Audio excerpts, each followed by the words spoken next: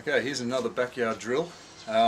This one, again, like the last one, is against the wall. But what we're doing today is we're focusing on knuckles.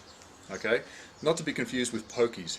Now, obviously, there's a little bit of tomatoes and tomatoes about what you call different shots. But to my mind, a pokey is an attacking shot. Okay, and you play that with a straight arm because you're probably trying to get over somebody's block when you do it. Okay, so that's played straight arm and two knuckles here.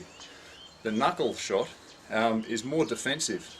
So, for example, you may have just peeled off the net and the set was a bit lower than you thought, okay, and suddenly you've got a line shot coming towards you. Okay, it's coming high at your body.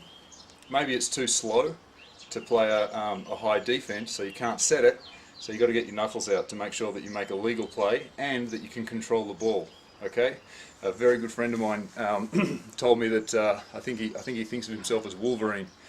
As he comes back, he gets his claws out. When he's in trouble, when the ball's tight, maybe it's come off the net, maybe your partner's made a really short dig, that's in an awkward situation, you get your claws out. Okay, so with your knuckles here, you can. It's quite easy.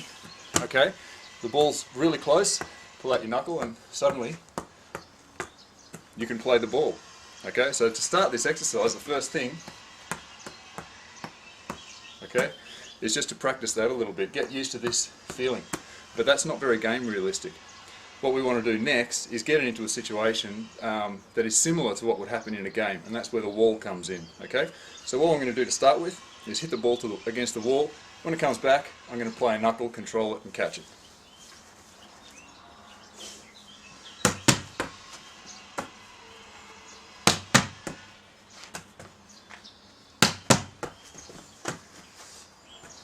Okay, so that's the first one. The progression as you step up would be just to keep the ball alive, okay, but always trying to make sure that we're using our knuckles somewhere.